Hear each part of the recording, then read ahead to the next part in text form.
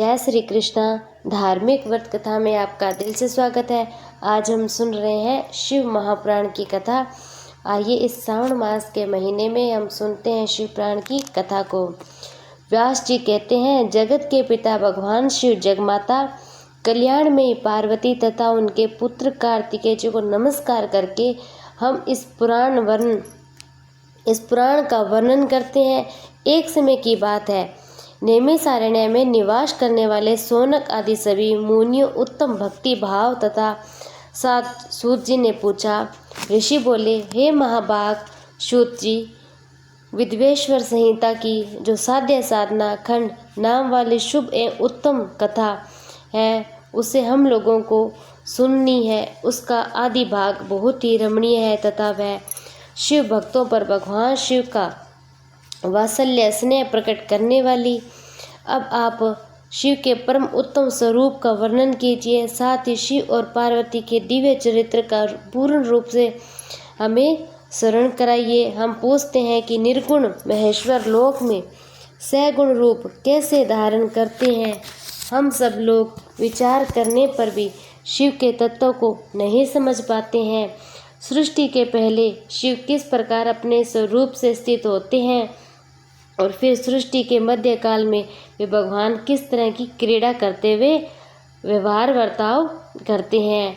सृष्टि कल्पा अनंत होने पर महेश्वर किस रूप में स्थित है और लोक कल्याणकारी शंकर कैसे प्रसन्न होते हैं और प्रसन्न हुए महेश्वर अपने भक्तों तथा दूसरों को कौन सा उत्तम फल प्रदान करते हैं, यह हमसे कहिए।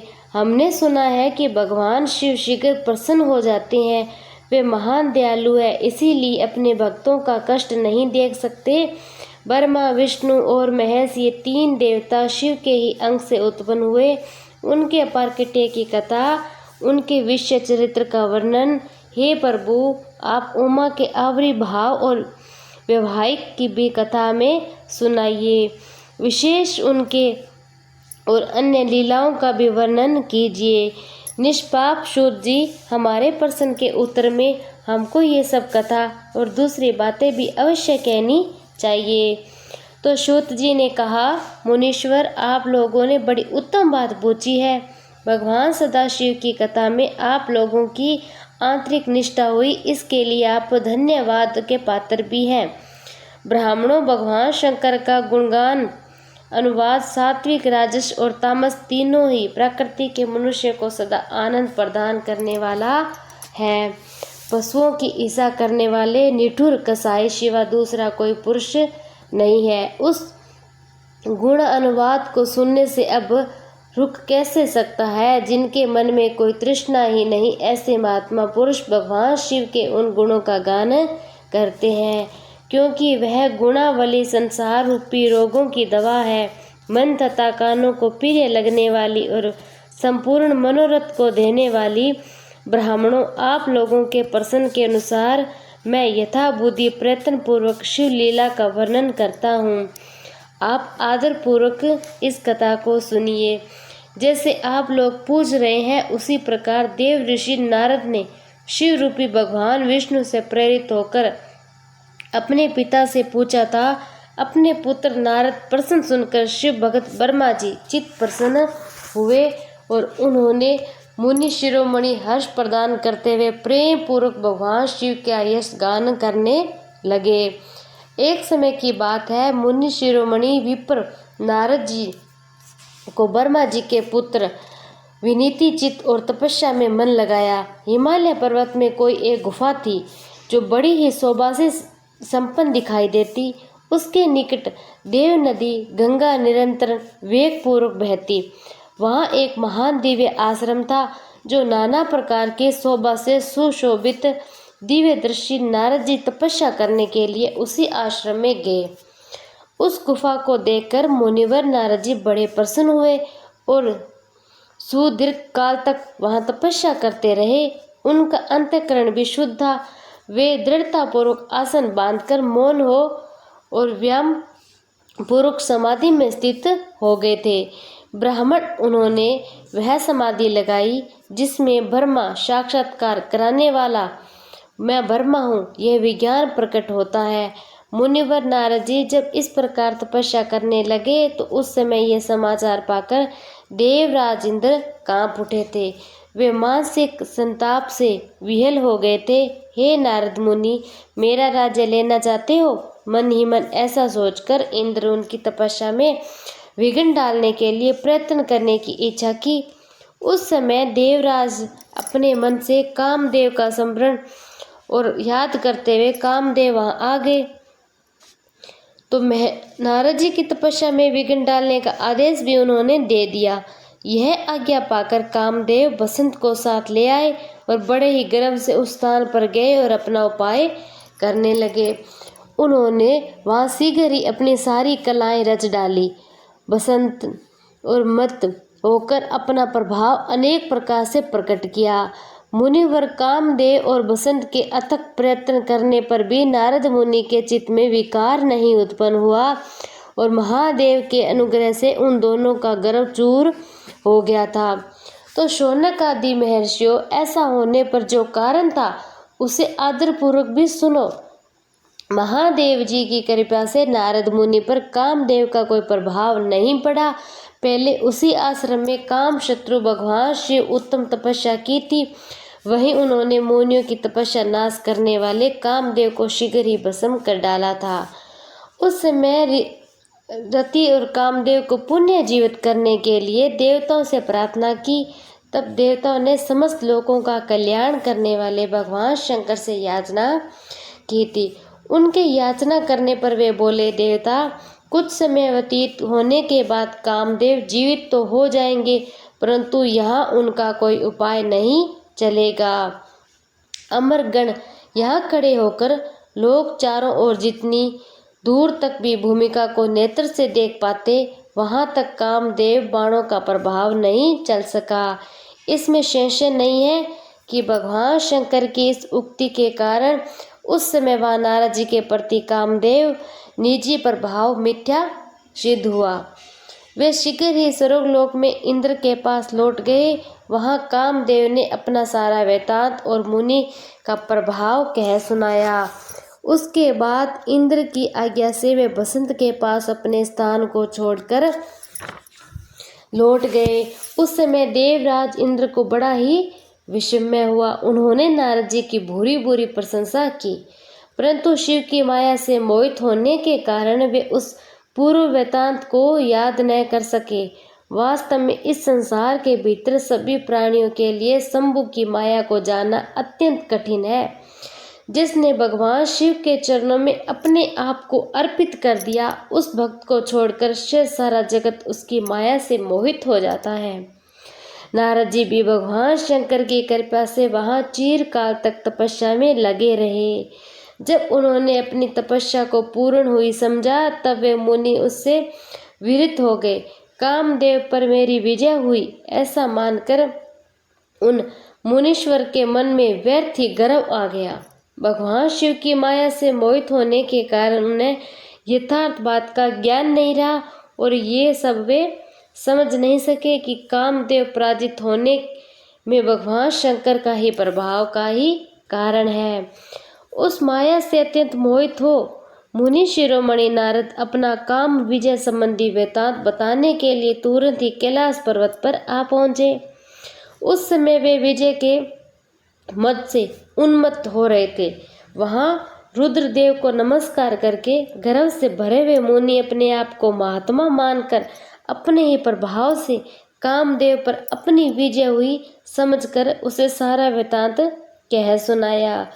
वह सब सुनकर भक्त वत्सल भगवान शंकर नारद जी, जो अपने शिव की माया से मोहित होने के कारण काम विजय पर यथार्थ कारण को नहीं जानते और अपने विवेक को भी खो बैठे थे, कहाँ रुद्र बोले, तात नारद, तुम बड़े विद्वान हो, धन्यवाद के पात्र हो, परंतु मेरी ये बात ध्यान से सुनो। अब से फिर कभी ऐसी बात कहीं भी और मत करना। विशेष भगवान विष्णु के सामने इसकी चर्चा कदापि न करना।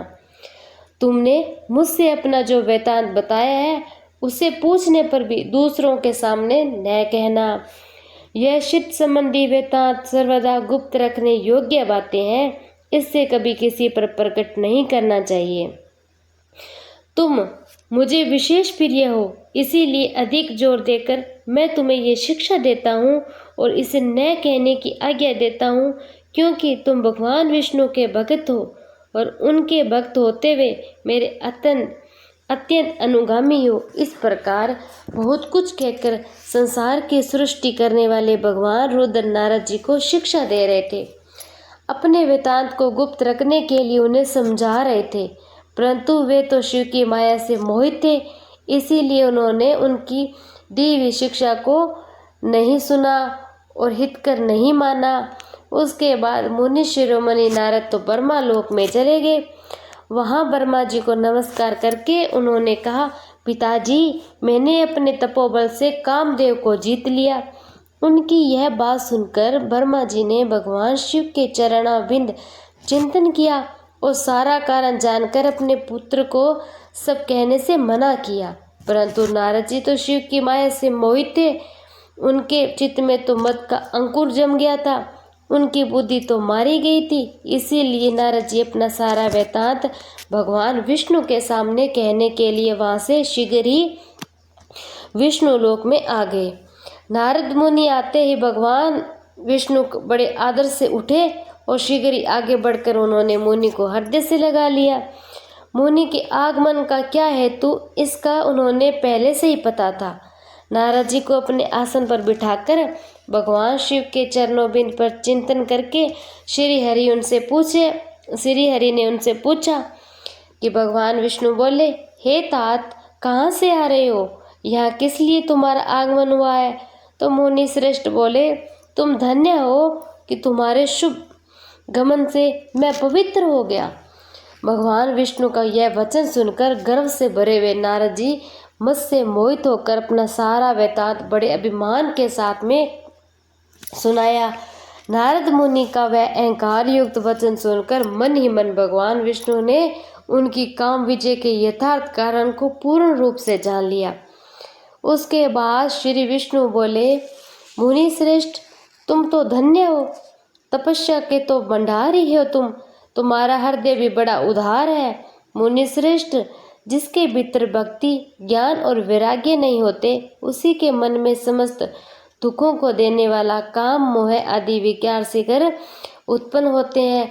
तुम तो ब्रह्मचारी हो, सदा ज्ञान और वैराग से युक्त रहते हो, तो फिर तुमसे काम विकार कैसे आ सकता है? तुम तो जन्म से ही निर्विकार तथा शुद्ध बुद्धि वाले हो। श्री हरि की कही हुई ऐसी बहुत सी बातें सुनकर मुनि शिरोमणि नारद जोर जोर से हंसने लगे और मन ही मन भगवान को प्रणाम करके इस प्रकार बोले। नारद जी ने कहा, हे स्वामी, जब मुझ पर आपकी कृपा है तब बेचारा कामदेव अपना क्या प्रभाव दिखा सकता है? ऐसा कहकर भगवान के चरणों में मस्तक झुकाकर इच्छा अनुसार विचरने वाले नारद मुनि वहां से चले गए। तो सूत जी कहते हैं, महर्षियों, जब नारद मुनि प्रणाम कर और उन कन्याओं को देखकर इच्छा अनुसार वहां से चले गए थे, तब नारद मुनि चकित होकर बोले, भगवान शिव की इच्छा से माया विशारद श्री हरि तत्काल अपनी माया प्रकट की। उन्होंने मुनि के मार्ग में एक विशाल नगर की रचना रच दी, जिसका विस्तार 100 योजन था। वह अद्भुत बहुत बड़ा नगर मनोहर था। भगवान उसे अपने वैकुंठ लोक में अधिक रमणीय बनाया था। नाना प्रकार की वस्तुएं उस नगरी की शोभा बढ़ रही थी। वहाँ स्त्रियों और पुरुषार्थ के लिए बहुत से विहार स्थल थे। वह श्रेष्ठ नगर चारों वर्णों से लोगों से भरा हुआ था। वहाँ शील निधि नामक ऐश्वर्यशाली राजा राज्य करते थे। वे अपनी पुत्री का स्वयंवर करने के लिए उद्यत थे, अतः उन्होंने महान उत्सव आयोजन भी किया था। उनकी कन्या का वरण करने के लिए उत्सव को चारों ओर दिशाओं से बहुत बड़े बड़े राजकुमार आए, जो नाना प्रकार की वेशभूषा सुंदर शोभा से प्रकाशित हो रहे थे।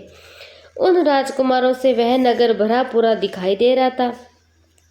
ऐसे सुंदर राजनगर को देखकर नारद जी तो मोहित हो गए। वे राजा शील निधि के द्वार पर गए और मुनि शिरोमणि नारद को आया देख महाराज शील निधि श्रेष्ठ रत्न में सिंहासन पर बिठाकर उनका पूजन किया। उसके बाद अपनी सुंदर कन्या को, जिसका नाम श्रीमती था, बुलवाया और उससे नारद जी के चरणों में प्रणाम किया। उस कन्या को देखकर नारद मुनि चकित हो गए और बोले, राजन, ये देव कन्या के समान सुंदरी महाभाग कन्या कौन है? उनकी यह बात सुनकर राजा हाथ जोड़कर कहा, मुनि, यह मेरी पुत्री है, इसका नाम श्रीमती है। अब इसके विवाह का समय आ गया है। यह अपने लिए सुंदर वर चुनने के लिए स्वयंवर में जाने वाली है। इसमें सब प्रकार के शुभ लक्षण लक्षित होते हैं। आप इसका भाग्य बताइए। राजा के इस प्रकार पूछने पर काम से विहल हुए मुनि श्रेष्ठ नारद उस कन्या को प्राप्त करने की इच्छा मन में लिए वे राजा संबोधित करके इस प्रकार बोले, भोपाल, आपकी यह पुत्री समस्त शुभ लक्षणों से संपन्न है, परम सौभाग्यवती है। अपने महान भाग्य के कारण यह धन्य और साक्षात लक्ष्मी भांति समस्त गुणों की आगार है। इसका भावी पति निश्चय ही भगवान शंकर के समान वैभवशाली, किसी से पराजित न होने वाला, वीर, काम विजय तथा संपूर्ण देवताओं में श्रेष्ठ होगा। ऐसा कहकर राजा से विदा ली और इच्छा अनुसार विचारने वाले नारद मुनि वहां से चले गए। काम के वशीभूत हो गए थे। शिव की माया उन्हें विशेष मोह में डाल दिया था।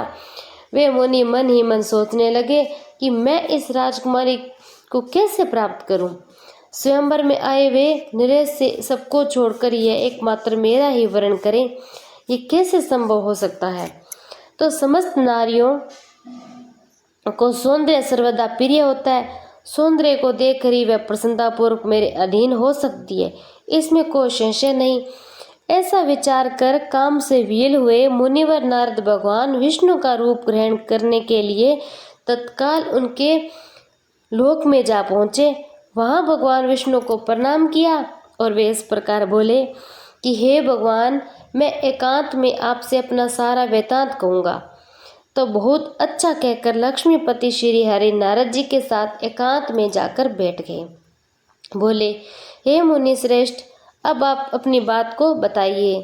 तब नारद जी ने कहा, भगवान, आपके भगत जो राजा शील निधि है, वे सदा धर्म पालन में तत्पर रहते हैं। उनकी एक विशाल लोचन कन्या है जो बहुत ही सुंदर है। उनका नाम श्रीमती है। वह विश्व मोहिनी के रूप में विख्यात है और तीनों लोकों में सबसे अधिक सुंदरी है। प्रभु, आज मैं शीघ्र ही उस कन्या से विवाह करना चाहता हूँ। राजा शील निधि ने अपनी पुत्री की इच्छा से स्वयंवर रचाया है, इसीलिए चारों दिशाओं में वहाँ राजकुमार पधारे हैं। नाथ, मैं आपका प्रिय सेवक हूँ, अतः आप मुझ पर अपना स्वरूप दीजिए, जिससे राजकुमारी श्रीमती निश्चय ही मुझे वर के रूप में स्वीकार करें। तो सूत जी कहते हैं, नारद मुनि की ऐसी बात सुनकर भगवान मधुसूदन हंस पड़े। भगवान शंकर के प्रभाव का अनुभव करके उन दयालु प्रभु ने इस प्रकार उत्तर दिया। भगवान विष्णु बोले, हे मुनिवर, तुम अपने अभीष्ट स्थान जाओ, मैं उसी की तरह तुम्हारा हित साधन करूँगा। जैसे श्रेष्ठ वेद अत्यंत पीड़ित रोगी का करता है, क्योंकि तुम मुझे विशेष प्रिय हो। ऐसा कहकर भगवान विष्णु ने नारद मुनि को मुक्त तो वानर का दे दिया और शेष अंग अपने जैसा स्वरूप देकर वहां से अंतर्ध्यान हो गए थे। भगवान की पूर्वोक्त बात सुनकर उनका मनोहर रूप प्राप्त हो गया। ये समझकर नारद मुनि बड़ा हर्ष हुआ और अपने को कर्त मानने लगे। भगवान ने क्या प्रयत्न किया, इसको वे नारद न समझ सके। मुनि श्रेष्ठ, अब नारद शीघ्र ही उस स्थान पर जा पहुँचे जहाँ राजा की कन्या का स्वयंवर था और शील निधि राजकुमारों से भरी हुई स्वयंवर सभा का आयोजन किया था। राजपुत्रों से घिरी हुई वह दिव्य स्वयंवर सभा दूसरी इंद्र सभा के समान प्रयत्न अत्यंत शोभा पा रही थी। नारद जी उस राजसभा में जा बैठे और वहां बैठकर प्रसन्न मन से बार बार यही सोचने लगे कि मैं भगवान विष्णु के सामने रूप धारण किए हुए अत्य राजकुमारी अवश्य मेरा ही वर्ण करेगी, दूसरे का तो नहीं। तो मुनि श्रेष्ठ नारद को ये ज्ञात नहीं था कि मेरा मुँह कितना कुरूप है। उस सभा में बैठे सब मनुष्य मुनि को उस पूर्व रूप में देखा। राजकुमार आदि कोई भी अनेक रूप परिवर्तन के रहस्य न जान सका। वहाँ नारद जी रक्षा के लिए भगवान रुद्र के 2 पार्षद आए, जो ब्राह्मण का रूप धारण करके गूढ़ भाव से वहाँ बैठे थे। वे ही नारद जी रूप परिवर्तन के उत्तम भेद को जानते थे। मुनि को काम वेश मूड हुआ था। जान वे दोनों पार्षद उनके निकट गए और आपस में बातचीत करते उनकी हंसी उड़ाने लगे, परंतु मुनि तो काम से वियल हो रहे थे। उन्होंने उनकी यथार्थ बात भी अनसुनी कर दी। वे मोहित तो श्रीमती प्राप्त करने की इच्छा से उनके आगमन की प्रतीक्षा करने लगे थे। इस बीच में वह सुंदरी राजकन्या स्त्रियों से घिरी हुई थी। अंतःपुर से वहां आई और उसने अपने हाथों में सोने की एक सुंदर माला ले रखी थी। वह शुभ लक्षणा राजकुमारी स्वयंवर के मध्य भाग में लक्ष्मी के समान खड़ी हुई अपूर्व शोभा पा रही थी। उत्तम व्रत का पालन करने वाली वह भूप कन्या माला हाथ में लेकर अपने मन के अनुरूप वर का कर रही थी और सारी सभा में भ्रमण करने लगी। तो नारद मुनि का भगवान विष्णु के समान शरीर और वानर जैसा मुंह देखकर वह कुपित हो गई और उनसे और दृष्टि हटाकर प्रसन्न मन से दूसरी ओर चली गई। स्वयंवर सभा में अपने मनवांछित वर को न देखकर वह भयभीत हो गई थी। राजकुमारी उस सभा के भीतर चुपचाप खड़ी रह गई। उसने किसी के गले में जयमाला नहीं डाली। इतने में कि राजा के समान वेशभूषा धारण किए हुए भगवान विष्णु वहां आ पहुंचे थे। किन्हीं दूसरे लोगों ने उनको वहां नहीं देखा, केवल उस कन्या ने ही दृष्टि से उन पर पड़ी और भगवान को देखते उस कन्या ने परम सुंदरी राजकुमारी मुख प्रसन्नता से खिल उठा था। उसने तत्काल ही उनके कंठ में वरमाला पहना दी थी। राजा का रूप धारण करने वाले भगवान विष्णु उस राजकुमारी को साथ लेकर तुरंत अदृश्य हो गए और अपने धाम में जा पहुंचे। इधर सब राजकुमार श्रीमती ओर से निराश हो गए थे। नारद मुनि तो कामदेव से आतुर हो रहे थे, इसीलिए वे अत्यंत वियल हो उठे। तब वे दोनों विपर रूपधारी ज्ञान विषाद रुद्र काम विहल नारद जी उसी क्षण बोले, हे रुद्रगणों, कहाँ है नारद? हे मुनि, तुम व्यर्थ ही काम से मोहित हो रहे हो। सौंदर्य के बल से राजकुमारी को पाना चाहते हो? अपना वानर के समान घृणित मुंह तो देख लो। तो शुद्ध जी कहते हैं, हे महर्षियों, उन रुद्रगणों का यह वचन सुनकर नारद जी को बड़ा ही दुख हुआ। वे शिव की माया से मोहित थे। उन्होंने दर्पण में अपना मुंह देखा। वानर के समान अपना मुंह देखकर वे तुरंत ही क्रोध से जल उठे थे और माया से मोहित होने के कारण उन दोनों ने शिव गणों को वहां श्राप देते हुए बोले, अरे तुम दोनों ने मुझ ब्राह्मण का उपहास किया है, अतः तुम ब्राह्मण के वीर्य से उत्पन्न राक्षस हो जाओ। ब्राह्मण की संतान होने पर भी तुम्हारा आकार राक्षस के समान ही होंगे। इस प्रकार अपने लिए श्राप सुनकर वे दोनों ज्ञानी शिरोमणि शिवगण मुनि को मोहित जानकर कुछ नहीं बोले। हे ब्राह्मणों, वे सदा सब घटनाओं में भगवान शिव की इच्छा मानते हैं, अतः उदासीन भाव से अपने स्थान को चले गए।